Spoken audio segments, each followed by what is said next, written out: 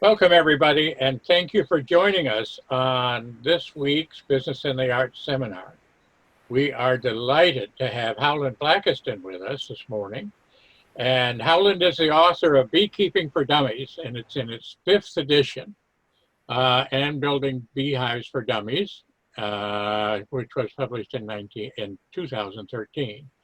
Beekeeping for Dummies has been for more than 2 decades the best-selling book on beekeeping in the nation, and it's one of the top-selling titles in the entire For Dummies series of reference books.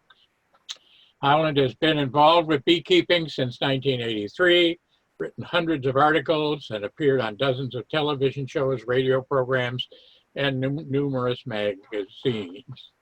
He's a frequent and entertaining speaker at clubs and schools and associations throughout the USA. Gee, I'd like to see you at a club, Howland. I've never seen you. Oh, maybe not that kind of club. Not that I'll can edit that maybe. Anyway, Howland has various books and papers and publications have been translated into 16 languages, and he is the past president of Connecticut's Backyard Beekeepers. Please welcome Howland Blackiston. Thanks, Jim. That's quite an introduction. I can hardly wait to hear what I'm going to say. Well, first of all, this is mostly about bees today, and I'm not quite clear why Jim asked me to come and just talk about bees. But then I kind of realized there are some lessons learned about honeybees and business. And so in a very modest way, I've tried to highlight some of those as we go through this. But again, this is mostly about bees because I do have a passion for them. I know that sounds weird, but I actually love bees, honeybees. And it's strange to say you love a bug, but I do. And I've had that feeling all my life since childhood when I saw a program about honeybees when I was in grade school, and it just never left me. So when I moved to Connecticut almost 40 years ago, I decided to do something from it. Previously, I'd been in Manhattan. But anyway, I don't know if anybody who's watching is a beekeeper or not, but in any event, if you're not, you're going to learn some stuff you probably didn't know. Some bet you didn't know stuff about honeybees and how that might even relate to your business in some of this. First of all, beekeeping goes back a long time, at least honeybees do. They go back to prehistoric times. And this is one of the earliest recorded evidence of a person harvesting honey from a wild hive. And it goes back to 20,000 BC. It's a cave painting in Spain. So they've been around a while.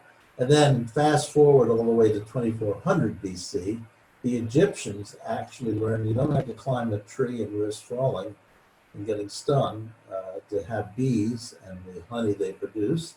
You can actually make clay pots that serve as a hive, and they became the first society to domesticate bees and keep them and move them around and really get control over how they harvested the honey and other things from the hive, which I'll mention briefly later. But they're not native to America. Honeybees came here around 1620 when the early settlers in Virginia brought them over on ships from Europe. And they brought them for why? Well, they brought them because of honey. Honey was the only sweetener back then. There was no cane refined sugar. There was no equal or sucral or any of those things. They needed honey for baking, for eating, for enjoyment. They probably began to realize they played a role in pollination, but I don't think they truly understood the science of that yet. They just knew where there were bees. Things worked out pretty well for their crops, really not recognizing necessarily why. But what is it that bees produce? Everybody knows honeybees produce honey. They'll produce anywhere from 40 to 60 to 100 pounds of honey per hive. So if you've got 4 hives in your backyard, you might get as much as 400 pounds of honey. That's a lot of honey. But it's not the only product that they produce. They also produce beeswax. Now, why do they do that? Well, they produce it because they use it to build the combs within the hive, where they store the food, where they raise the babies. And then that can be harvested by the beekeeper and made into polish, wax candles, hand creams, all kinds of cosmetics and art supplies. They also produce a product called propolis. And propolis is a sticky resin that's very, very high in antibacterial qualities. And the bees produce it to produce kind of a varnish that they use on the inside of the hive, not only to sort of keep it airtight and no breezes from coming through, but that antibacterial qualities make it one of the cleanest environments in nature. It kills bacteria. And if you go back for a moment to the Egyptians, they learned that they could use propolis as part of their mummification process. It helped preserve the bodies indefinitely. Bees collect pollen, they use it to eat, it's their protein, and we can harvest that too. Some health people use it to supplement their diets. And they also produce a substance called royal jelly, which they feed to the youngin bees, the little ones. And finally, of course, everybody knows about the sting, so they produce venom, and venom can be harvested too and used for medical reasons. I won't go into the details of all that, but the business lesson there really is the idea of developing valued products and services. I mean, all of these things have a purpose, not only to the honeybees themselves, but as it turns out, every one of these products are things that we can use also. So they create something of great value, not only to themselves, but to others too. Now, if you look inside of a beehive, there's not just one kind of honeybee. There's actually three in there, and I'm going to talk about each of them a little bit. One is the worker bee. They're female, and they make up most of the population. Probably about 90% of the population are worker female bees. The other type of bee in there, there's only one of, and that is the queen bee, also female. She's the only one who can actually lay eggs and produce offspring. And finally, there's the drone bee. They're the only males in the colony, and there are relatively few of those, whereas there may be 60,000 worker bees, there might be a few hundred drone bees in there. We're going to talk about those. I go back a minute, I missed the lesson here, but each one of these caste of bees has very specific roles and responsibilities that are very clear to them. And now I'll talk about some of them. The worker bee is that female bee. They virtually do all the work. And that's something that I know when I speak to some of the ladies groups, they usually wind up with a big applause at that point. Of course they do all the work. And they each have assigned roles that are designated to them depending on their age. When they first emerge from a cell as a brand new bee, they go right to work. And they do housekeeping chores. They clean up the place. They clean up their cell they just came out of so that the queen bee can lay a new egg in it. Then they become undertaker bees, and their sole responsibility is to remove dead bees from the hive and get them out of there. Again, the honeybee environment is one of the most sterile and clean in the nature's kingdom. So they keep it clean in there. Then they become nurse bees, taking care of the little ones. Then they become a royal attendant to the queen bee. Then they become the architects. As their wax glands develop, they begin to produce wax and make the honeycomb that supports the hive and its colony. Then they become temperature control bees, and they stand at the entrance and throughout the hive, and they fan their wings appropriately to keep the inside temperature of that hive uniform through the summer and through the winter. Think about this for a moment. In the summer, when it's 100 degrees outside, it's about 96 degrees inside. So it's kept cool. They actually air condition it by bringing water in, fanning their wings, evaporating the water, and that drops the temperature. In the wintertime, they cluster together and vibrate their wing muscles to create heat, and it might be 20 degrees outside, but the inside of that colony, the core, is about 96 degrees. So it's always uniform. Then they become guard bees. They're the ones you watch out for if you're a beekeeper, because they're kind of ornery and their sole job is to protect the colony and all within it, and particularly the queen.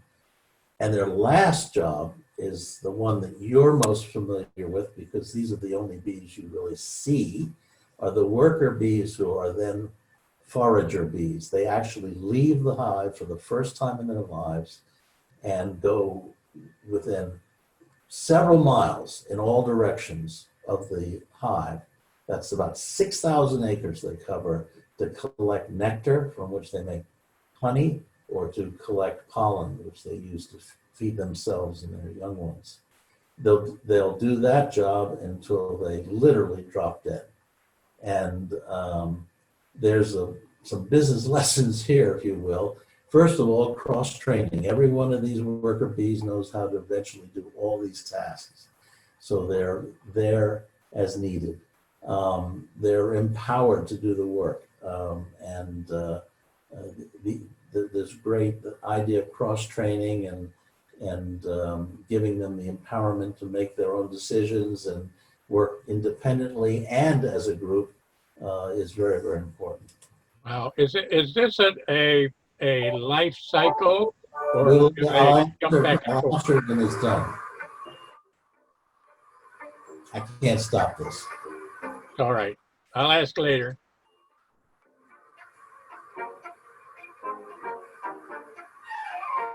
Okay, time to head to work. But before this honeybee starts her commute, she's prepping her tools. Because honeybees collect pollen. You knew that. But it's not as simple as you might think. Plants want the bees to carry the pollen away and spread it to other flowers. That's pollination, how plants reproduce. But bees also need to carry lots of it home. Pollen is a protein-packed food for the hive. Luckily, they have the right gear. They're hairy, like tiny flying teddy bears. She's covered in 3 million hairs for trapping pollen. They're even on her eyes. Here on her legs, they're shaped into spiky brushes and flat combs. When she lands on a bloom, she really gets in there. Nibbling on the flower's anthers detaches the pollen. Time to pack up her haul. She cleans it off her eyes and antennae with those brushes on her front legs, like windshield wipers. Here it is up close. That leg wipes the pollen right off her eye. Then she moves the pollen from leg to leg, like a conveyor belt. Front to middle to back. The bee does this super fast while she flies from bloom to bloom, moving the pollen into special baskets on her back legs called corbiculae.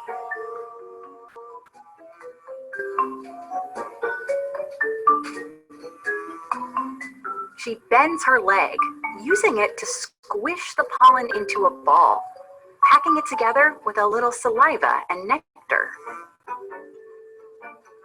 She can get as many as 160,000 pollen grains into each ball. She's hauling as much as 1/3 of her weight.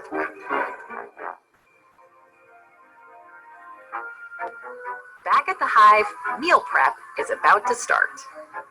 But the pollen isn't for making honey. The honey under this wax is made from nectar. They eat it for its sugar. Bees turn pollen into something completely different, bee bread. That's their source of protein. Step 1, find an open spot. Step 2, deposit your goods and pack them neatly. Step 3, let the pollen marinate with a hint of honey. And voila, it's ready. The pantry is stocked, both for adult bees and the babies that are growing in the cells next door. The adults pop in to drop off a special bee bread snack, a little home cooking for the hive's future hard-working flyers. So we see we got those worker bees that are provided with exactly the right tools to do the job. So there's another lesson there. Jim, you had a question, I think, about the life cycle.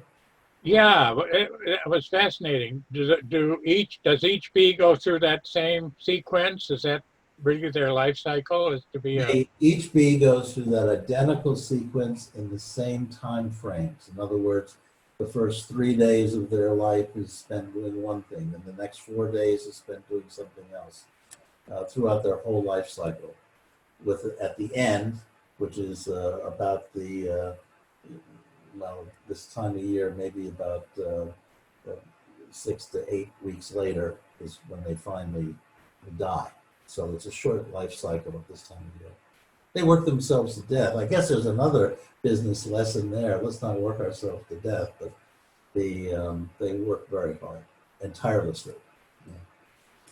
So the queen bee, I mentioned her. She is indeed the only female bee in the hive that is able to lay eggs. There's an exception to that, but I won't get into it. The queen is the absolute center of that colony's universe. Everything done in that hive is done for the sole purpose of that one participant, the queen. She produces a very powerful chemical scent, a pheromone, that is unique to her and thus unique to that colony and hive. And it's what tells all the other bees that she's in residence. And if anything happened to her, that scent, that pheromone will, of course, instantly stop. And within an hour or two, every one of the 60 to 80,000 bees in that hive would know that she's gone and would take immediate steps to create a new queen because without her, the colony perishes. So it's powerful leadership from this one individual. Great communications through those pheromone scents. And the other thing, she is replaced by the colony every few years. So it's not like she rules forever. After, it's like our presidency, after 4 years or 8 years, we move on. Not all companies do that necessarily, but having a good succession plan is probably not a bad idea at all. She, by the way, just one of those factoids, she lays up to 2,000 eggs a day, which is more than her body weight. Figure that one out. I just take a look at Here this is a shortly. bee egg as it hatches into a larva. Those newly hatched larvae swim around their cells, feeding on a liquid food that nurse bees secrete for them. Then their head and their legs start to differentiate as they transform into pupae. Here's that same pupation process seen from above with varroa mites running around in the cells. Next, the tissue reorganizes in their body and the pigment slowly develops in their eyes.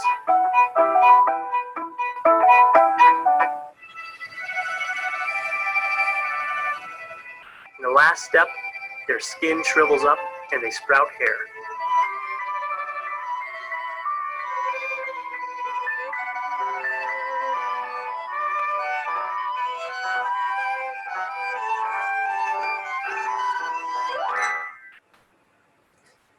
Now, those are quite amazing videos, which I wanted to share. But as a beekeeper, because you see that for yourself when you open up the colony, you can see that wonderful stuff. Now, this brings us to the last member of the colony, the last caste, which is the drone. That's the only male bee in the hive. And interestingly, they do absolutely no work in the hive at all, nothing. They can't even feed or groom themselves. They have to be fed by the female worker bees. They do love to eat, so they have to be fed all the time. I mentioned they do really no work at all. Their sole purpose is mating with the queen from another hive, not from the same hive. That would be too weird because that would be his mother. But that's their sole purpose. So they kind of hang around in the odd event that maybe they might have a chance to mate with a virgin queen from another hive. And every afternoon, late morning, early afternoon, they will fly out of the hive looking for a virgin queen. And if they find one, they will mate with her, and then they'll drop dead.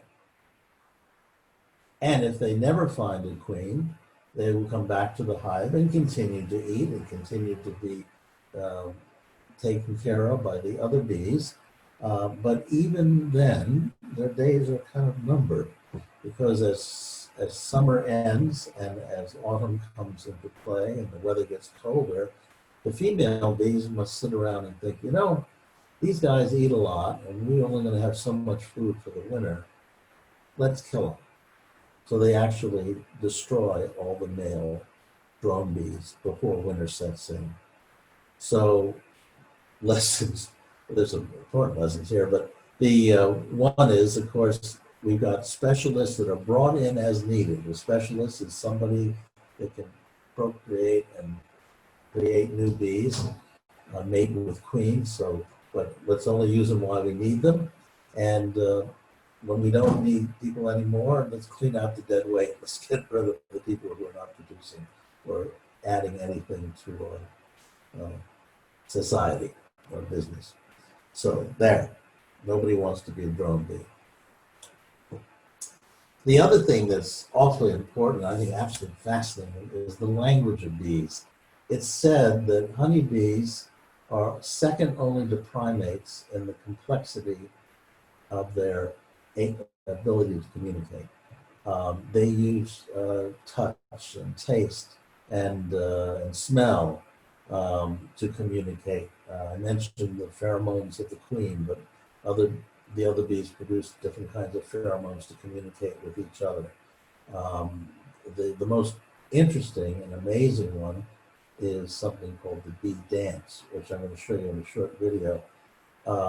But the idea of continuous, clear communications to reach common goals is a critical business lesson that we can learn from the bees. Let's look at this little dance or something. There we go. So communications, amazing what they can do. Now we bring ourselves to sort of the sad part of all this. The bees are disappearing. They're dying off. And it's something that's been referred to in recent years as colony collapse disorder. It's so important, it's made the cover of Time magazine, and undoubtedly you've heard it mentioned on the news and the evening news and so forth. It's unprecedented. There's never been die-offs like this before. And the reason it's so critically alarming is that bees count for an enormous amount of pollination of the foods that we eat. The majority of them, 70% of what we eat, is a result of honeybee pollination. So what's causing it? Well, the short answer is we don't know 100% for sure, but it's more that not one thing is causing it, but more of a cocktail of several different things that come together to create something so deadly as this. It's what I refer to as the 4 Ps, and I'll tell you what they are. It's a perfect storm, and it's very deadly. The first of those 4 Ps are parasites. There are 2 parasites in particular that are relatively recent to this country. They came from overseas, Asia actually, and one is called a tracheal mite. It's microscopic. There's a picture there on the left of these tracheal mites in the trachea or breathing tubes of the bee. And they get in there and they reproduce, and when they get out of control and they really reproduce in great numbers, it can weaken or kill a hive, certainly weaken it. And the other is a different type of parasite, which you can see with the naked eye. It's sort of like a little tick, and they're called varroa mite. or Varroa destructor. And they essentially suck on the bee blood. And in doing so, they leave these wounds that are susceptible to other diseases and viruses, which is a problem. And the second of the 4 Ps is poor nutrition for the bees themselves. And that's been our doing. And there's 2 big categories there. On the left there, the picture of that nice farm, is really the loss of diversity of flower sources because of the way we farm these days. You know, we farm thousands of acres of one single crop. And it's very effective in terms of agriculture and our farming community, but it's very counterproductive to honeybees who need a diversity of nectar and pollens to remain as healthy as possible. It'd be like if you just ate Slim Jims all your life, and that undoubtedly wouldn't be very good for you. And the other, of course, is the loss of the flower sources entirely through our urbanization and the growth of cities and building highways and plowing over fields of wildflowers. This is a contributing factor. Number 3, pesticides. We love using pesticides in this world. And there's one particular classification of pesticides called neonicotinoids that are particularly problematic for honeybees.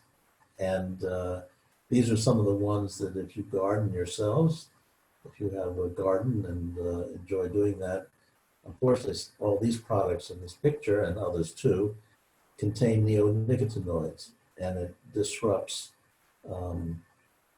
the bees' ability to find their way back home, essentially. The other and the final of these 4 Ps are pathogens or diseases like we're all hiding from right now. Bees too can be subject to viruses that are unique to honeybees, but nevertheless, when all these 4 come together, they can more easily succumb to these viruses and other problems like poor nutrition. So the 4 of these things together are a real problem. So what in the world could you do about it? Well, if you're interested, one is to support local beekeepers, and by that I mean simply go when they open again to the farmers markets and purchase their products like local honey. That encourages local beekeepers to keep more bees, and we're doing our little part to keep them around. Plant bee-friendly plants. If you have a garden, think about diversity, not just on one kind of flower or plant, but something more nutritious for the bees. Also, I have one of the prettiest clover dandelion lawns you've ever seen in Connecticut. So I just let it go, and the bees love that. And then if we're using neonicotinoids ourselves, we shouldn't be. We should think about that. Or the most fun of all, you could become a beekeeper, and you could help save the bees that way. You could read up on beekeeping. I know a pretty good book, by the way. And you could join a regional club. The largest one in the nation is right here in Connecticut, the Backyard Beekeepers Association. So that's it. There's a brief look at why I love bees and why they're important and how we can learn from them, even in our own businesses. Thanks, Jim. Wow, thank you, Howland. Boy, that's really interesting. I've known you for a long time and didn't know all of that stuff about bees. So thank you so much. You're welcome. And I love the business, what we've learned in business from bees, and that was very good. And thank you for our people who were here. What are let me see, I did have a question that I wanted to ask. So we learned about what businesses teach us about bees. What have you experienced you have had with bees that have made a difference in your life or in the life of others? Well, I confess it all starts with very selfish, meeting selfish needs. I've always been interested in animals and nature and all that. So I suppose my real fantasy would be to have a farm, but it's a way of farming on a small scale. That's sort of how it started. Um, and I literally, when I started out in my little talk today and said I love my bees, I really do. I just love being around them. In terms of what else it's done, it's kind of interesting. The reaction when you're at a party or something and people ask, what do you do? I almost never say, oh, I do retail branding and design. Because what I do, they say, oh, okay. And then they turn around and go get a drink or something. But when I say I'm a beekeeper, I've got them for the evening. They genuinely seem interested.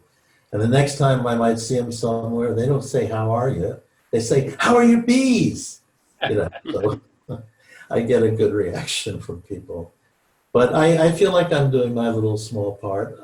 Writing the book is, I think, started literally hundreds of thousands of people in beekeeping. And I feel good about that. I feel that's been my little contribution Great. to this little world of ours.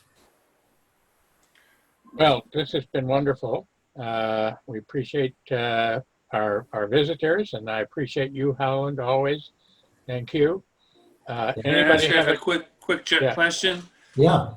Helen, very, very interesting, and interesting where I grew up. There was a farm, part of Lyons Farm. I don't know how much you know about the Greenwich and Portchester, but Lyons Farm was huge at one point, obviously, and it was smaller as it went. So I had a big field across the street, and it was just various bees, a lot of yellow jackets, and we saw that gray ashen, nest, and inevitably as young boys, let's go bomb the bee's nest. But the bumblebee, so we'd be chasing, and I got allergic to bee stings, but I find this really interesting. The wing itself, does it have a vein that goes through it? What's the structure that keeps the wing fed so that it's a living part of the being? Well, it's a good question. I don't know the answer in terms of scientific terms, Bob. But I will point out one thing. I'll correct you on one thing. Those wonderful nests that we all threw rocks at, those great nests up in the trees, are not really bees' nests. That's the nest of the white-faced hornet. And they are wonderful. Okay, so it wasn't just, I'm incorrect about it being the yellow jacket.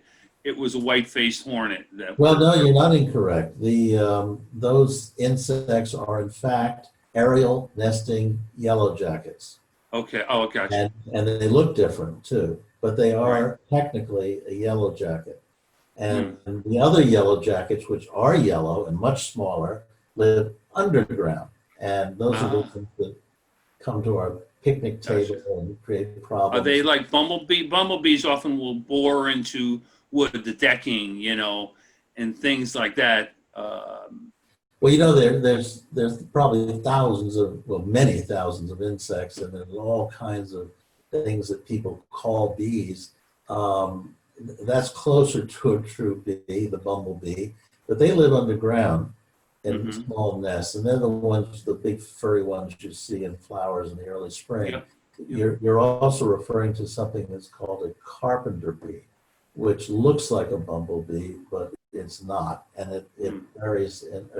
It eats actually into wood and creates little tunnels and stuff. It can be quite destructive, but those are both quite docile. And do they do the environment any good? Are they pollen? Every one of those does good in one way or the other. The bumblebees are wonderful pollinators. They're not as effective as honeybees by a long shot, but they're an important pollinator. Good. And last question for me is, so if you look at Peru or Brazil and the other portions of the world, are those bees common to them? So in other words, are honeybees there because the fear is, why are they dying? Well, they're dying in the U.S. and obvious reasons, farming and taking away all the type of very diverse flowers and garden, as you say, the dandelion. And that was the thing with the fields across from where I lived, was there's 1 million dandelions and there were 1 million bees. So, but how about other areas of the world? And obviously we know that just the greed for building and so forth happens in those countries in South America. Are they populated there? Are they? Well, this colony collapses worldwide. Yeah. I think Australia is the only country that has experienced in one form or another. Do they watch it? Is there a reason why Australia they're sensitive to the need for having food sources and the pollination so that the flowers will continue to grow? Well, they're pretty well isolated for starters, so that probably kept some of those some of those pathogens and also little pests out of the way. But there's a lot of beekeepers in Australia, so they rely on pollination heavily. And by the way, back to your wings questions, while I don't know the technical answer to your question, if you look at a bee's wing, it's just covered with branches of what appear to be like veins. Now, I don't know. Right. Technically, they're called veins, but there is a form of circulation and muscle structure and all that to the wings. They actually have 4 wings. So there's not just 2 wings, there's 4 of them. And it's very, very interesting, and I appreciate it. When I also young, I used to see Baltimore Royal nests, and they were all around.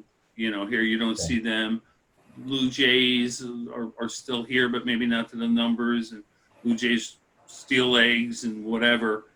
But I can remember collecting and using as science projects for my grade school, collecting bird nests, and the Baltimore Royal nest was a real hard to get to because it's usually high. But I haven't seen that. I'm sure they're around, and upstate New York, there's out of the Hudson Valley, there's just beautiful land, and maybe they're there. But so I'm wondering.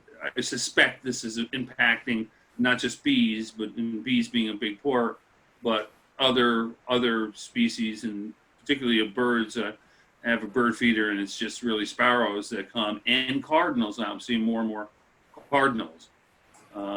So that's interesting. And then if I were to wanted to have a beehive, I mean, I don't have a traditional 50 by 100 lot. I got a little bit different type property. What does it take to have it? And well, Bob, there are beekeepers everywhere, including Manhattan, and they don't have any land. Okay, so it's not spacers. No, interestingly, the bees have no idea how much property you own. So I can see a rooftop garden and somebody having a beehive up there. Well, you don't need the garden part. The bees will find it. They cover 6,000 acres from one hive. That's a lot of land, and they'll find what they need. And the workers last how long? How long is their life? The worker bee, the female?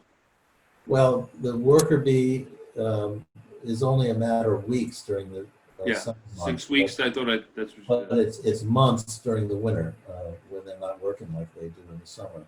And then the drones similar. Well, they live no more than one season because they're all killed at the end of the season. Yeah. And then the remaining one is the queen bee, and she remains productive for 2 or 3 years. And then if she doesn't die of natural causes, she's usually killed off by the other bees to be replaced with a new, young, strong queen. New leader. Thank I you. remember when I met Howland, he had a beehive in his office. That's right. I did for about 10 years. Yeah. Yeah. It was behind glass, of course, but it was always a great conversation piece. Well, if they would only eat the mosquitoes in the summer, we'd get more use. My wife would be on the deck more. They tend to love her. Yeah, well, you need to pick up a copy of Keeping Bats for Dummies. Yeah. Believe me. There's a neighbor that's a bit away from me, but there's bats all summer long. I see them down at twilight coming Yeah. down and Well, there's you another know, species you got to keep an eye on. huh, what's that? That's another species you got to keep an eye on. They're dying off. Yeah. So, but again, thank you all so much, and thank you, Bob, for the questions. And Thank you, Howland. We can find you at www.howlandblackiston.com, right? That's right. I didn't know that. Because I You've looked done at your it. homework. I did, yeah. So thank Jimmy you always again, has. All right. and see everybody soon. Thank you, Bye-bye. Jimmy. Thank you, Holland. Take care. Be well. Thank you. Very well.